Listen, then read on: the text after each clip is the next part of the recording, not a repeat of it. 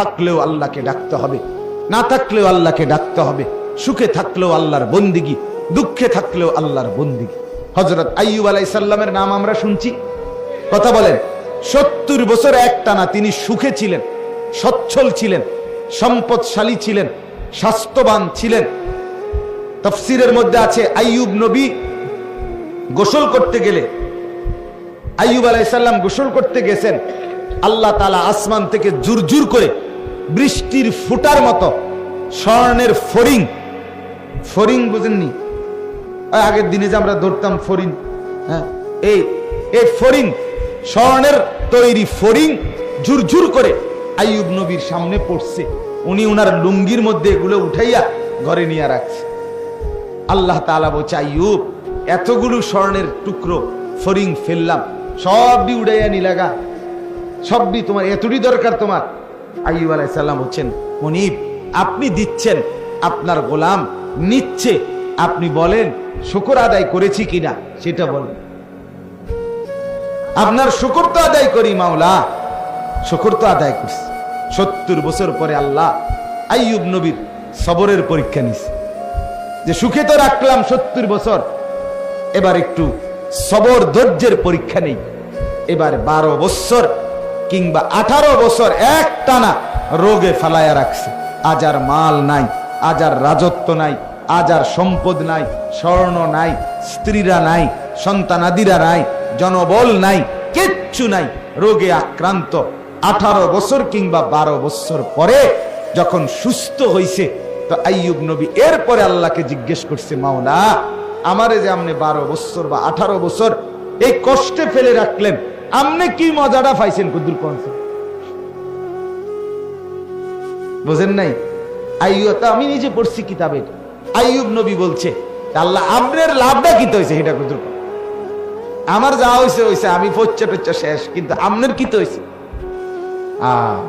রব্বুল আলামিন বলে, আইয়ুব, 70 বছর যখন আমি তোমাকে সুখে রাখছিলাম, তখনও আমি দেখছি তুমি আমার শুকর আদায় করছো, আমারে ডাকছো 100 আমি তোমার উপরে নারাজ না, কিন্তু আমি চাইছিলাম সবরের হালাতে, মুসিবতের হালাতে তুমি আমাকে ডাকো কিনা, আমি এটা দেখতে চাইছিলাম। এই জন্য 12 বছর তোমাকে রোগে ফেলে রাখছি, বা 18 বছর তোমাকে রোগে ফেলে রাখছি, তো দেখছি 18 বছর যন্ত্রণার ভিতরেও সবর করেও তুমি ঠিকই আমাকে ডাকছো।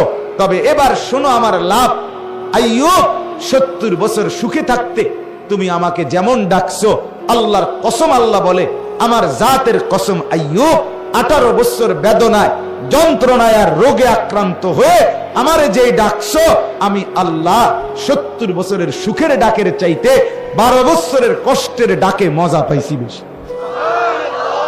আমি আল্লাহ স্বাদ পেয়েছি। বেদনার এক এক ডাক আমার আরশে আজিম পর্যন্ত পৌঁছে গেছে। তখন তোমার কলিজা ছেঁড়া ডাক, ব্যথা ভরা ডাক। হ্যাঁ, আমার 2 মাস, আমার এই পাও ভাঙ্গে গেছিল একবার মোটরসাইকেল অ্যাক্সিডেন্টে, একবার ভাঙ্গে গেছিল এই হাড্ডি।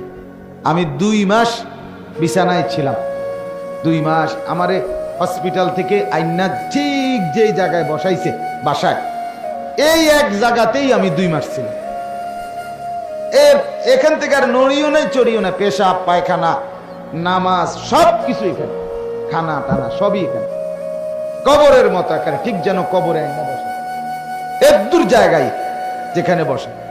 এই 2টা মাস আমার মনে আছে, তখনও তো আমি মালিককে রাত্রে ডাকছি, দিনে ডাকছি, এর আগে পিছেও তো মালিকরে কত ডাকছি, কিন্তু ওই সময় যে আমার পাও ভাঙ্গা, আমি সেজদা দিতে পারি নাই, মানে ঝুঁকে ঝুঁকে ইশারায় সেজদা দিয়ে দিয়ে নামাজ পড়ছি, রুকু সেজদা, কত কান্না কাঁদছি মালিকের কাছে, শুধু এক কথা বলে যে আল্লাহ, আমি বেশি দোয়া করছিলাম, মালিক, আমি আবার এই কপাল দিয়ে সেজদা দিতে চাই, আমি সেজদার তৌফিক যেন বঞ্চিত না হই।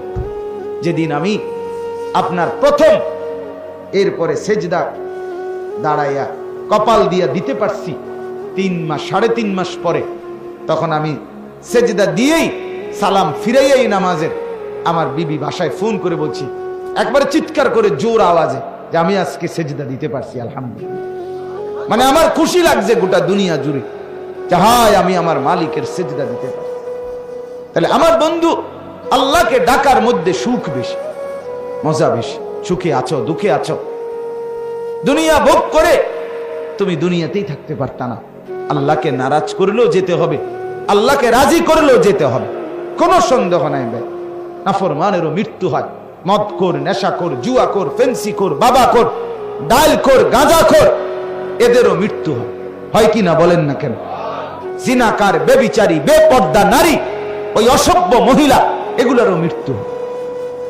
হারাম করের মৃত্যু হয়, সুদখোর, ঘুষখোরের মৃত্যু হয়, এই নাফরমানদেরও মৃত্যু হয়। মৃত্যু ঠেকাইতে পারতা না, দুনিয়ায় তুমি থাকতে পারতা।